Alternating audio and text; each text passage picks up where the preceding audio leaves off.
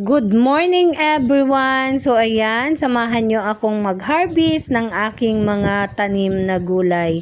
So uunahin natin itong siling labuyo.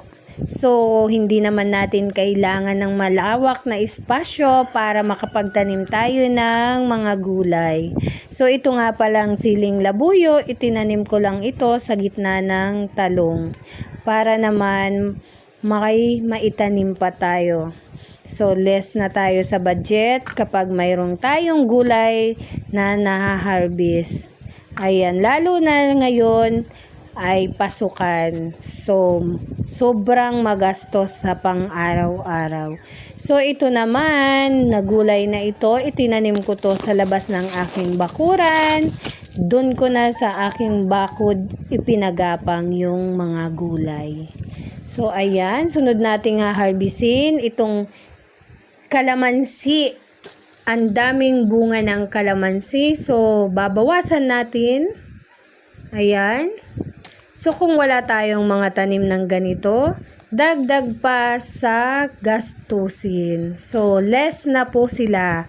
Kasi kung wala, bibili ka at bibili talaga. Lalo na ngayon, nagmamahala na ang mga bilihin. Sobrang mamahal na po ngayon. So ito nga pala yung maliliit na sili. Ang iba naman, tinatawag itong siling labuyo pa din. So ayan, ginagawa ko pala yan. Ilinalagay ko dyan ay suka, sausawan.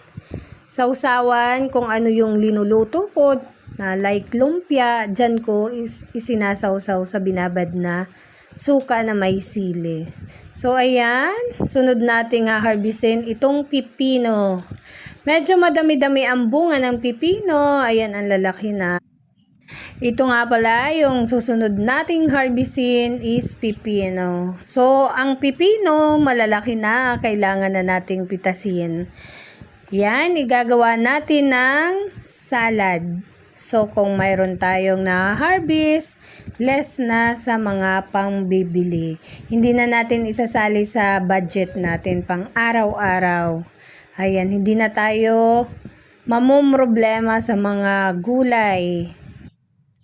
Ayan. So, ayan. Ayan na lahat yung mga na-harvest ko. Ayan na. Medyo marami-rami. Ayan, thank you sa panonood. Bye! Thank you for watching!